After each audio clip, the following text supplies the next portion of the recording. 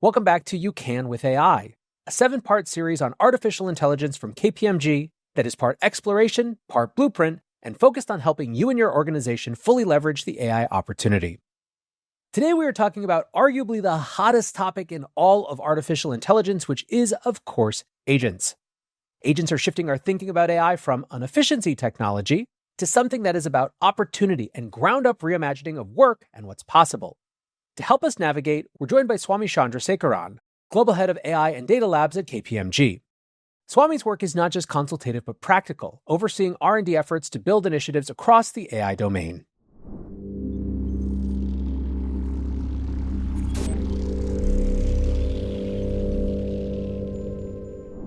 All right, Swami, welcome to You Can with AI. I'm excited to have this conversation today. Thanks for having me again. So today we are diving into the topic which I think is in many ways the buzziest, perhaps in some ways the most misunderstood as well. My guess is that if people are to just sample one episode of this series to see if they want to listen to the rest of it, it's going to be this one. So no pressure. But today we are talking, of course, about agents and what that actually means, the state of agents today, what an agent-ready organization looks like. I think you're in a perfect position to help us with that. For those who don't know you, briefly just share, I think, a little bit about what you do inside KPMG and how that relates to your sort of interactions with agents and what you're bringing to this conversation. Sure. So I lead the AI and data labs for KPMG in the US and also globally. And that entails 3 parts to what I do. One is there's a lot of R&D, innovation, experimentation that comes with doing this. Agents, for example, is something we started tracking almost 12 months ago. And all the forward-looking applied AI kind of things, that's one part of what I do. The other part is co-incubating new offerings, solutions, products that we can take to clients. And this is working across all of our functions, including tax, audit, advisory, and also our internal. And third part is I'm also responsible for standardizing the technology, the architecture in terms of AI that comes into the firm, chairing the AI technology review board, including how we do this in a responsible way. Prior to this, I was in the advisory side. I was implementing large-scale AI-enabled solutions for our clients. I've been doing that for a while now. And in my prior life, I was at IBM, Britt Watson there. So been around the block doing AI for the last 15 to 20 years or so. Yeah, and I think that maybe the relevant takeaway or the thing that's most important is this is not theoretical, right? This is applied knowledge, let's say. And so maybe with that in mind, let's start at a very high level. When we say the word agents, what do we actually mean? What are we talking about? Where does this fit in the sort of overall spectrum of AI? Like I said, this is sort of the buzziest, most focused upon subsection of AI right now. What do we mean when we say agents? If you let me visualize for all of you a 4-part journey. Part 1 is we had structured data, unstructured data. We were doing things like predictions, recommendations, so using different machine learning, deep learning techniques and extraction techniques and NLP techniques. We did things with it. We've been doing that for a few decades, and we're still going to do it. Complexity, of course, with data has increased. Then came generative AI, and large language models allowed us to interact with them in an ungrounded manner. We still use a lot of it on a daily basis for getting inspiration, content synthesis, idea generation, whatnot. Then questions came, hey, how can I use my data? How do I make the large language models use my data and ground the responses so it can hallucinate less and many other things? So then that gave birth to what are called knowledge systems or RAG kind of architectures, where still you are asking the prompts or a series of questions, and the answers are coming from your corpus for the most part through heavy system prompting, steering, and whatnot.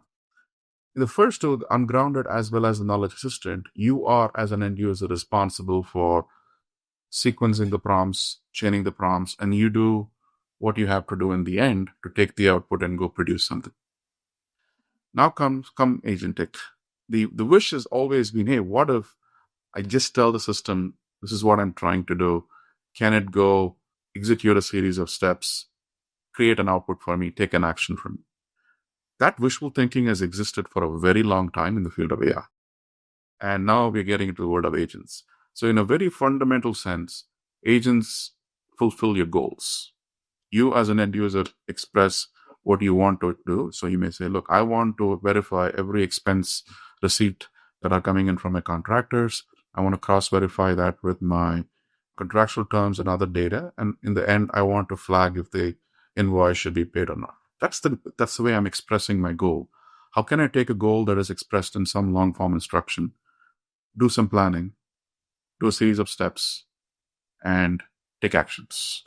And in between, you're going to use reasoning models, tools, actions, memories, context, and a whole bunch of other things. But so in a very fundamental sense, agents understand your goals, they fulfill your goals by taking actions. And in between, there is planning, there is coordination, orchestration, using language models, use of tools or MCP servers, which we'll talk about.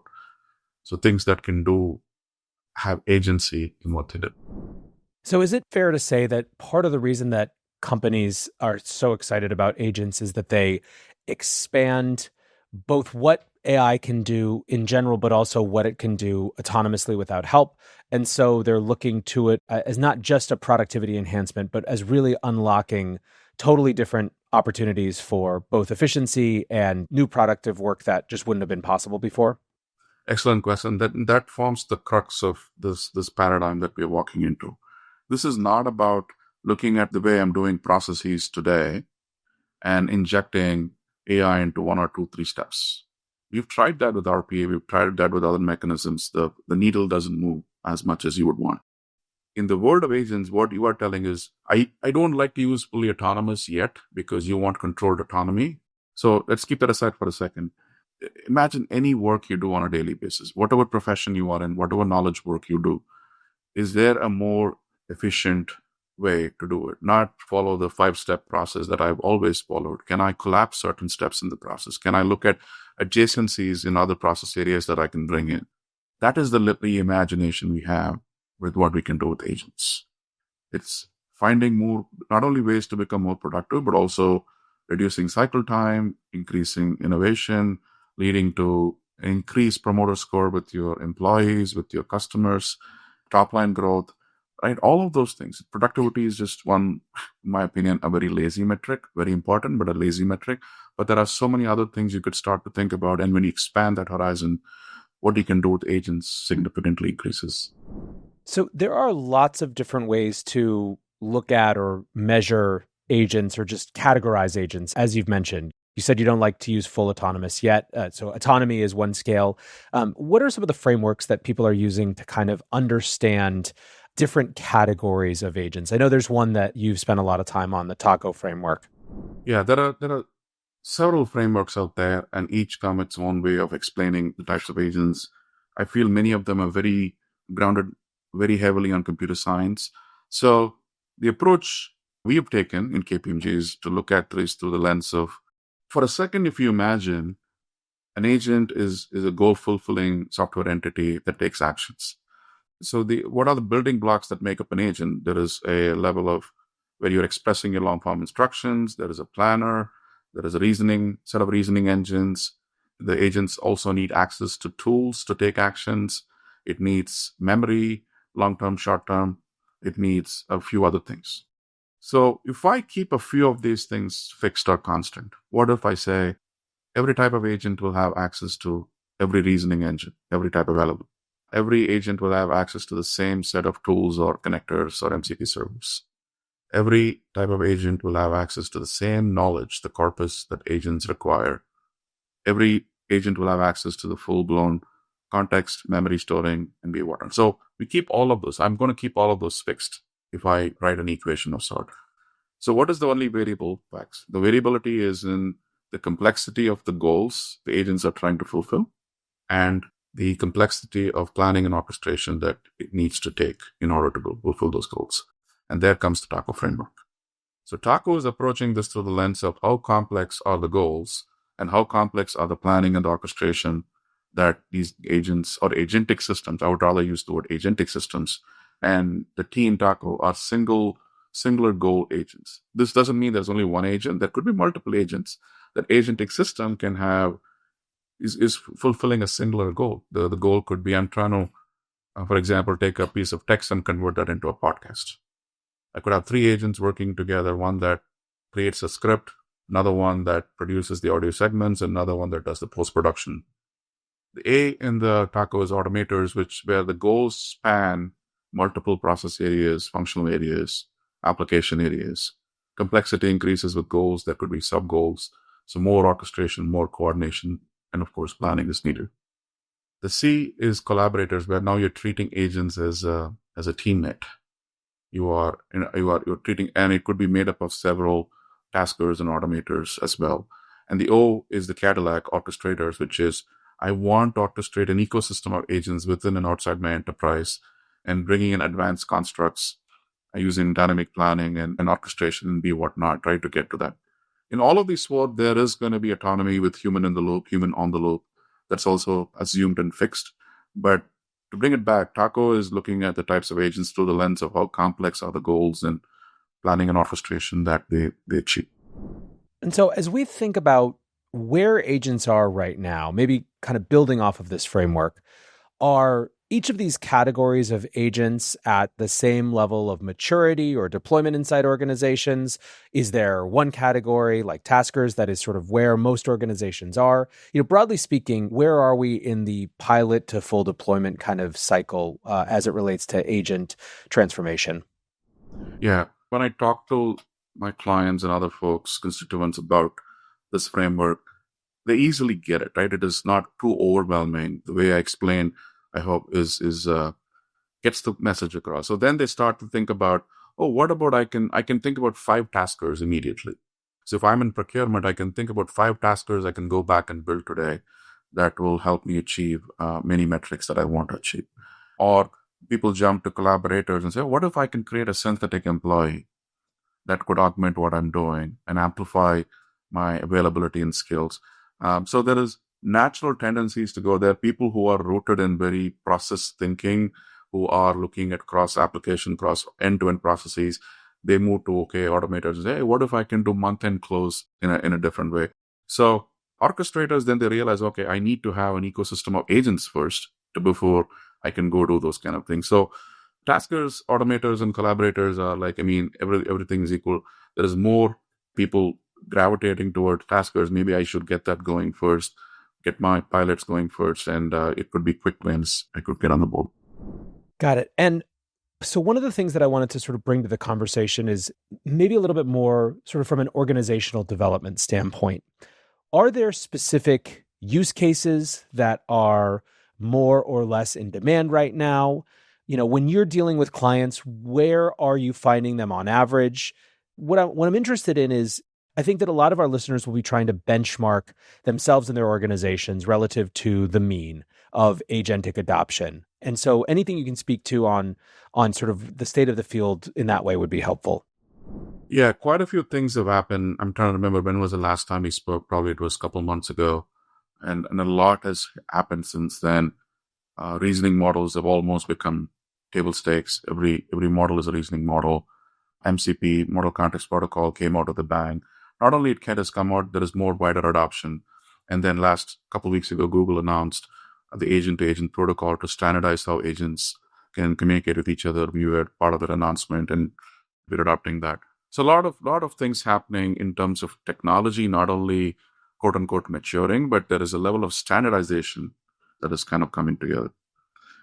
Then the KPMG's most recent pulse survey indicated there is a significant amount of agent pilots already happening.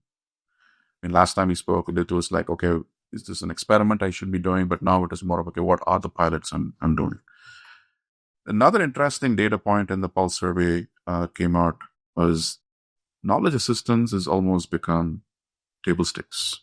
The ability to use your language model and having it connect to your curated corpus is assumed to be, it should be there. Everyday use of AI is skyrocketing, almost doubled. So all of those stats are telling, look, people are now beginning to use these technologies more so than ever. The maturity of how they're using is also increasing. So agents are the next thing. So agency in the AI systems is what they're going to be expecting to do. So we're at a moment where this is no longer theoretical. This is no longer a nice to have concept. On one side, you've got frontier models, the technology providers, hyperscalers coming out of the agentic platforms and allowing you to build agents quickly.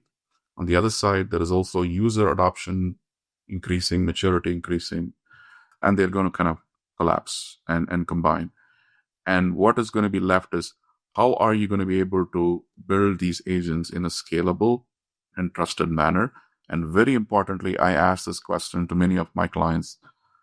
How are you handling day 2+ operations? Building agents is going to become easy.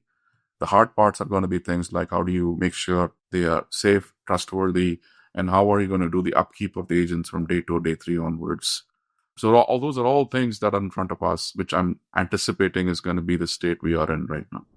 What does it look like then, with that in mind, to think about building an agent-ready organization? A lot of companies have spent the last couple of years building out new capabilities and capacity around AI transformation, broadly speaking, groups to help kind of centralize some decision making around which models are being used and which tools are available. But as we kind of zoom out to the agentic systems, what's different about preparing your organization, whether it's process, governance, infrastructure? What are the different dimensions that companies need to be thinking in terms of?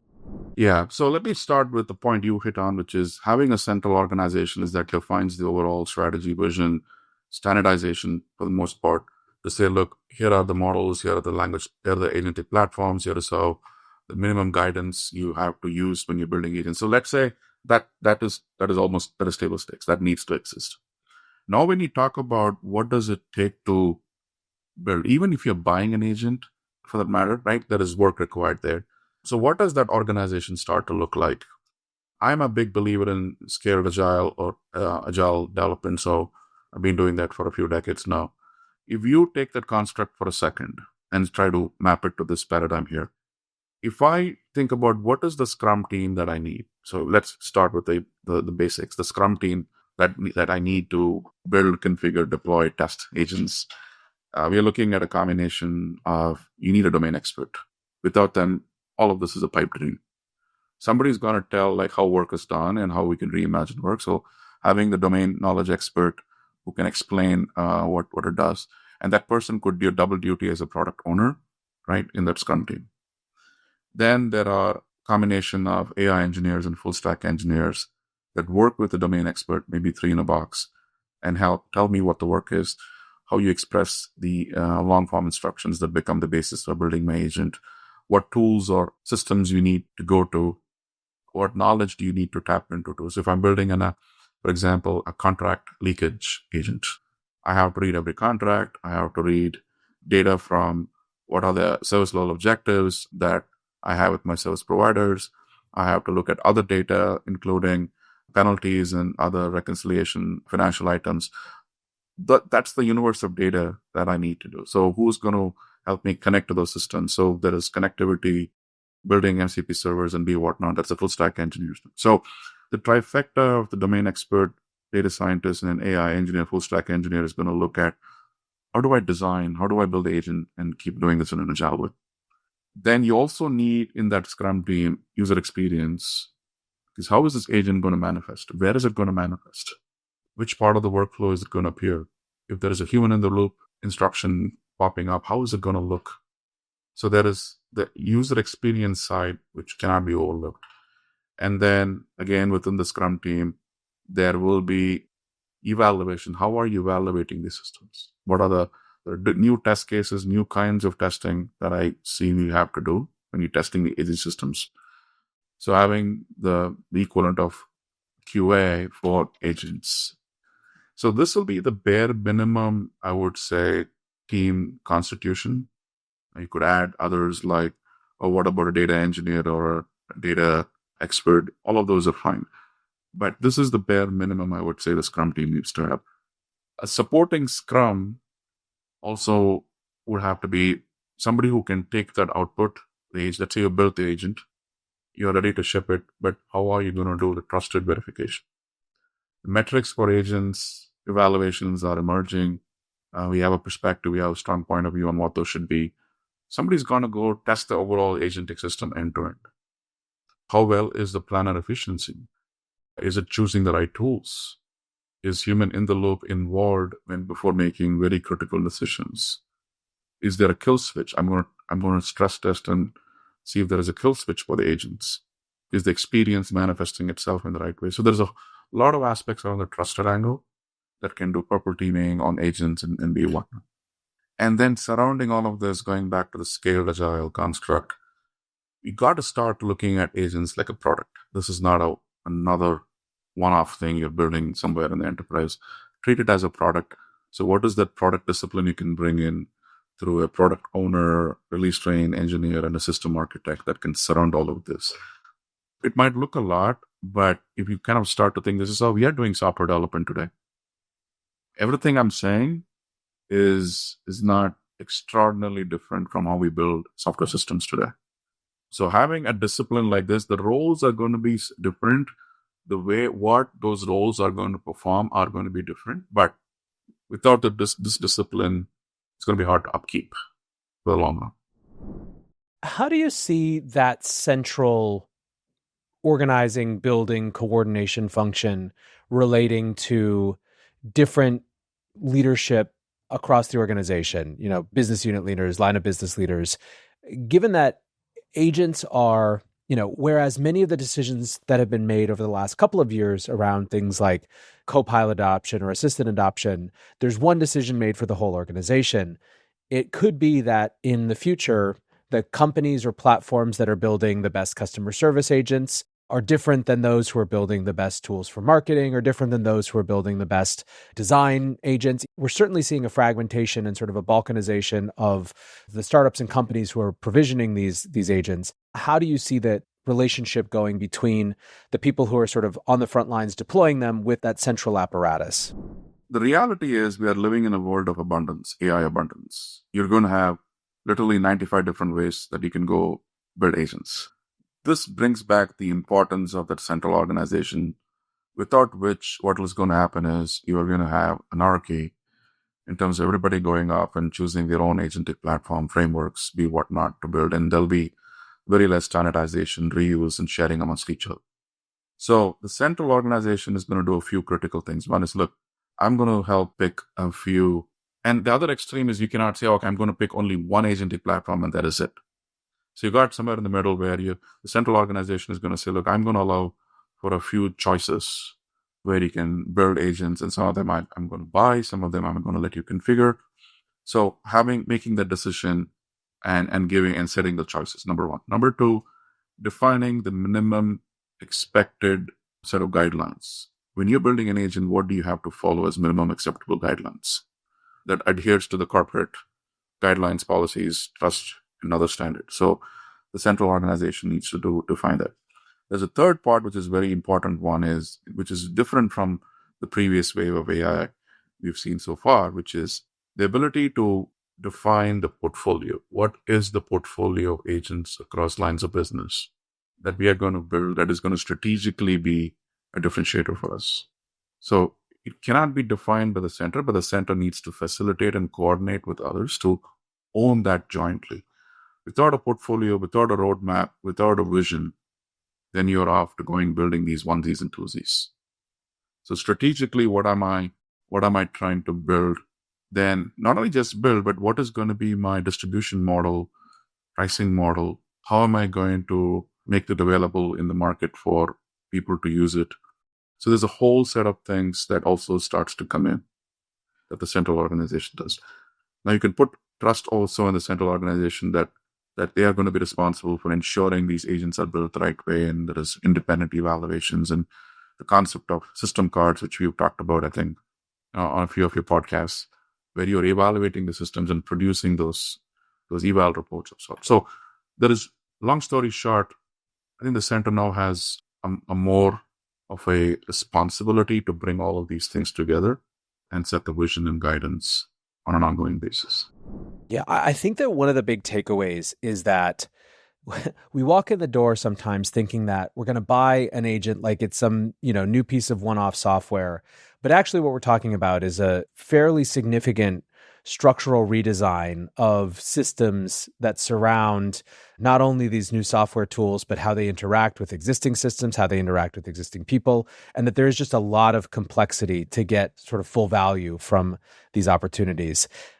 Maybe as a way of sort of parting here, people are always interested in what's ready for prime time right now. Where are organizations finding the most value? You mentioned the Pulse study, which found the exact number I went back and checked as we were talking. the percentage of organizations that were surveyed that were piloting agents jumped from 37 to 65 between the last quarter of last year and the first quarter of this year. So to your point, now it's basically 2/3 of organizations actively in pilots, with another 11% deploying. So, more than 75% who are either, pilots or have full deployments.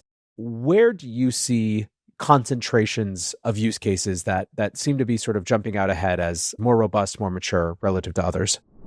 Yeah, so that's a good way to put it. Almost 75% are piloting or deployed agents. And if you double click and look at some of the low hanging fruit, things that come to mind, software development is a no-brainer.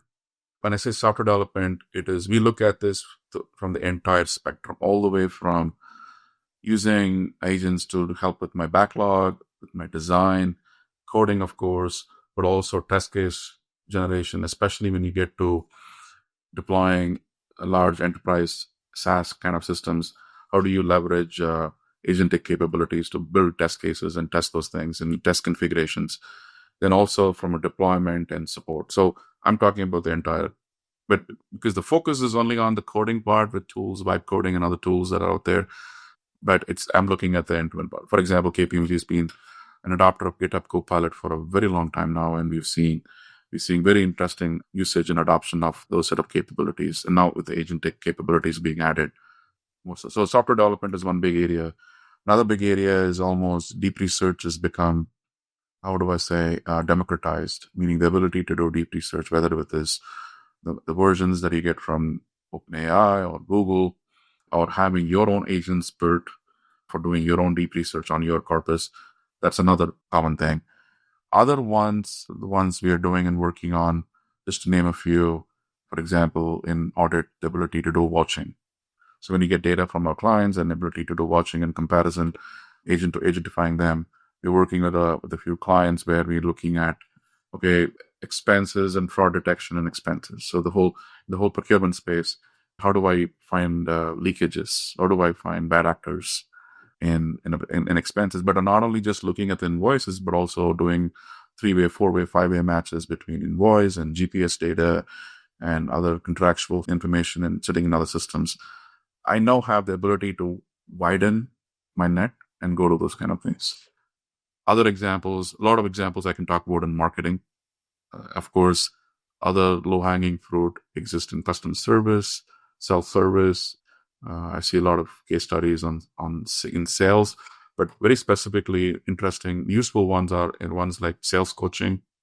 I'm going to walk into a large client meeting, help me prepare with the data I have in my Salesforce plus other places, synthesize them and coach me, do mock interviews for me. Then use cases that are emerging in finance, whether it is AP/AR, where we see collaborators, the TACO collaborators, where you treat AI agents, agentic system as teammates, having a collaborator that can help with all of my finance, FP&A, accounts payable, accounts receivable. So I'm giving you a sprinkle of things that come to mind, things that we are doing for our clients, for ourselves, and these are going to become more and more common. But the key takeaway is, it's not looking at how you do things today and converting them to agents, but how do I reimagine what I'm doing today into a totally different way of doing things? I think that's a great place to leave this conversation. Any last thoughts before we wrap up? Well, the next time, I'm sure when we come and talk about, we'll talk about a lot of things. And of course, we didn't talk today about many deep topics like MCP, which is kind of come out with a bang in the last few weeks and months. That's going to help standardize how agents take actions. We got to spend time more on agent-to-agent protocol, where I built an agent, you built an agent. How do we make them talk to each other, even within the enterprise? So there are a lot of those things that are, I would say, in the spectrum of what is emerging. And next time, I'm sure when we come and talk about them, they would have emerged or changed significantly. So I'm looking forward to those things as well. Yeah, I mean, I think that's a great place to leave. That we are, when we talked the last time on the AI Daily Brief show, we were still in the very sort of early stages with a lot of this. Now we're talking about, 3/4 of organizations actively piloting or deploying agents. And you can tell you're itching to talk about what it looks like when we actually have complete agentic systems that can interact with one another and take on much more complex tasks. And that's sort of the speed of change that we're coming at. So really appreciate the time today. I think is super valuable as a primer and as a starting place for companies to help themselves kind of understand where they sit and what they should be thinking about. And can't wait for the next conversation. Thanks for having me, Nathaniel. I'm looking forward to more conversations. This has been You Can with AI. Check out all 7 episodes and learn how you can better integrate AI into your organization today.